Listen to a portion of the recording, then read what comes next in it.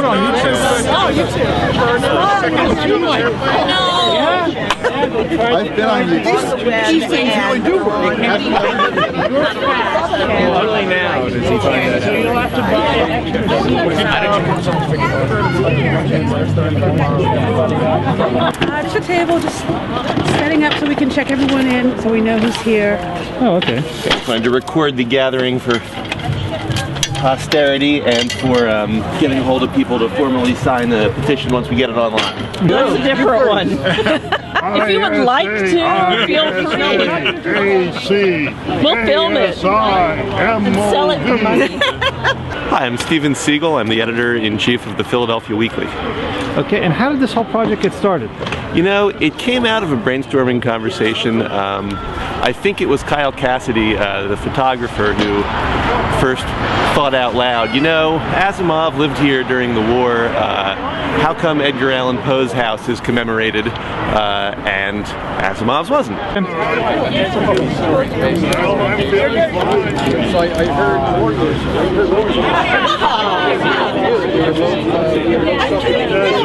Well, I don't know about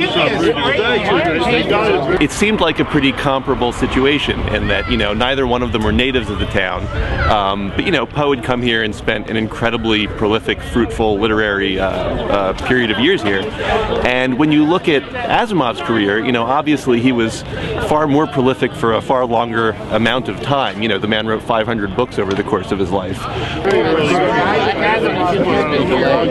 What happened was that during World War II, he was assigned to work in the Navy Yard with Robert Heinlein and L. Sprague de Camp, other science fiction writers, where they developed some of the earliest prototypes of what later would become space suits, high-altitude pressure suits. They all worked in the Philadehlphia Navy Yard, and Heinlein formed a think tank. And they offered their, in fact, I believe that was the first think tank. And they offered their services as extrapolators, as imaginative people to the military. The military would give them problems they needed solved, and they would come up with solutions for them. And while living in Philadehlphia during World War II, he apparently lived across the street there and wrote some of his better known stories there. But the 3 years he spent here marked 3 years when he wrote some of the most important stories of his life and some of the most influential. He wrote, you know, a large chunk of the Foundation trilogy while he lived here in the building, which at the time was called Wingate Hall, and also several of the robot stories that appeared in iRobot. And, you know, these are the two series and the two literary works that he created that really had the largest influence both on science fiction culture and on, you know, the scientific culture of the century, really. Oh, the same thing. That's right. So you can maybe I'll go take my purse out of where no one wants it. Those guys aren't going to take it. Way to retract the ink nub. I knew Isaac when I worked for him at Isaac Asimov's science fiction magazine, where I was the editor, and for about 20 years. And I wouldn't say that I was a close friend of Isaac's, but he was my colleague, and we worked fairly closely together. And he was a great guy. He would always come into the office singing and whistling, and he would make up mildly obscene limericks on the spot for anybody who happened to be around in the office. And so he was a good boss. He picked people that he trusted to do the job, and then he trusted them, which is pretty weird, pretty rare in American business these days. In addition to being a prolific writer and somebody who knew everything with a huge knowledge of science that he could draw on all the time for his science writing, he could also probably have made a living as a stand-up comedian. I remember someone telling me once that they saw him on TV, and Sam Levinson, who was then the leading Jewish comedian, came out and told a joke, and it fell flat. And then Isaac came out being interviewed as the science writer and science fiction writer, and he told the same joke, and everybody laughed. And the first time I saw him was in New York, and I had never heard him speak before, and he just talking about himself. He talked for 45 minutes and kept everybody laughing, and then the next 45 minutes he answered questions and everybody laughed for another 45 minutes. And he was just like that. He could come up with a repartee just like that, you know. A lot of it is kind of voiceover. I do have explaining. But you don't realize it. Okay. I first encountered Isaac's writing probably when I was maybe somewhere between 10 and 12. I was reading science fiction at that point. Robert Heinlein, Asimov, Jack Williamson, who's The Humanoids, I think was the very first piece of science fiction I did read. So I read I, Robot. I read a lot of things in that period, and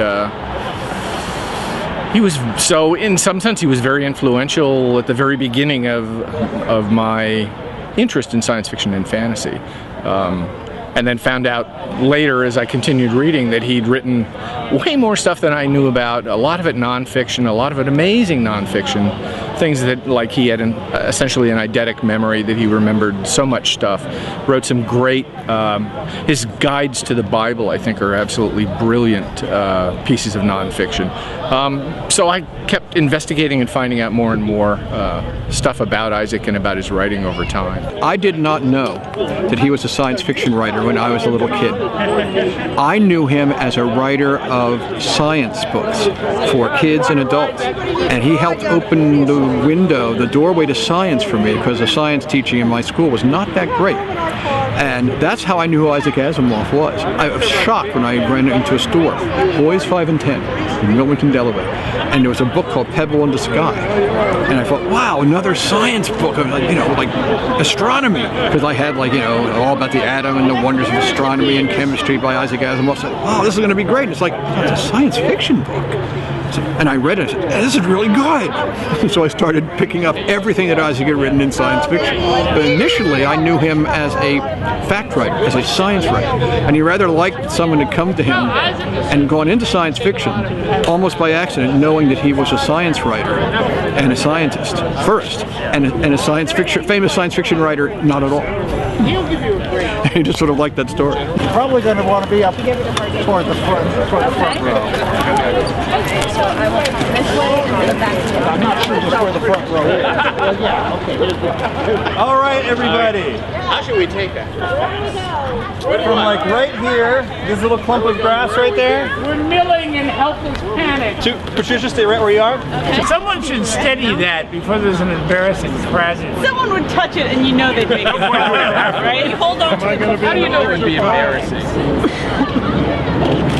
Hey Tom, get up here in the front. Yeah. Right. With us, sir. Here. Wait, I have them. Here, you focus here, will you, Carl, right here. Right there. There we go. Oh, you're not holding it up flat. You won't be able to see it. Oh, all right. All right. Can everybody give me a cheer? Yay! All right. Thank you for coming out. That's it? One shot. I'm inviting everybody to Locust Moon Comics, which is on 40th and Market, Ludlow?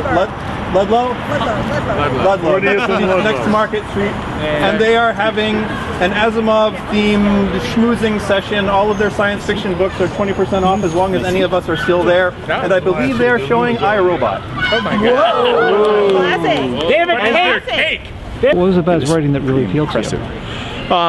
Well, as a kid, the sense of wonder, which is sort of a generic answer for all of those guys in that period. But he and Heinlein and people like that were writing a lot of stuff that appealed to what is now, I guess, young adult audiences. There was no young adult fiction as such back then, so you had things like Half Space Will Travel and a lot of Asimov stories which were comprehensible to a 12-year-old.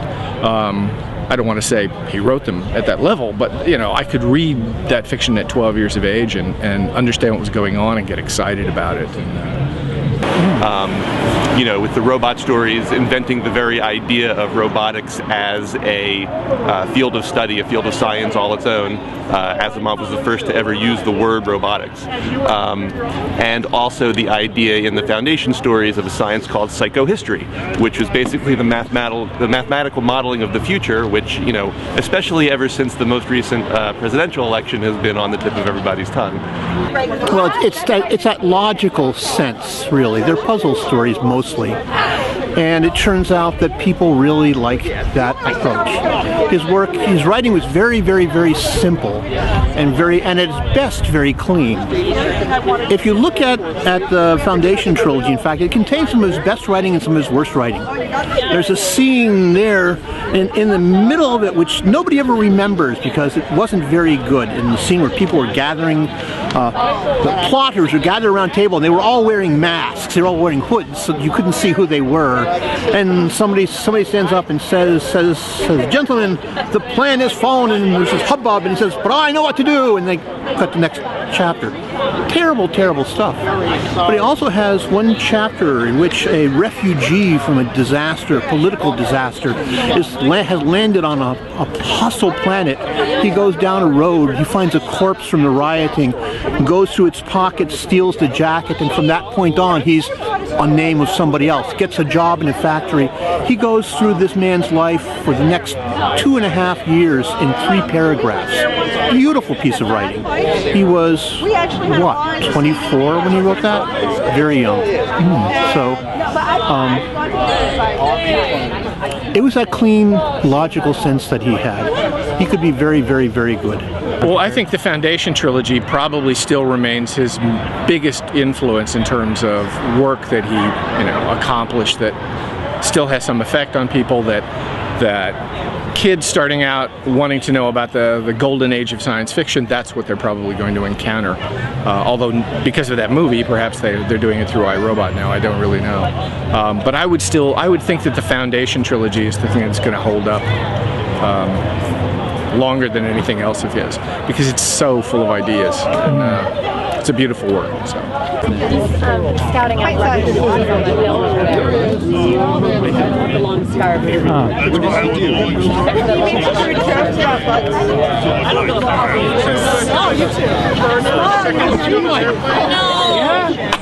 I've been on YouTube. These things really do work.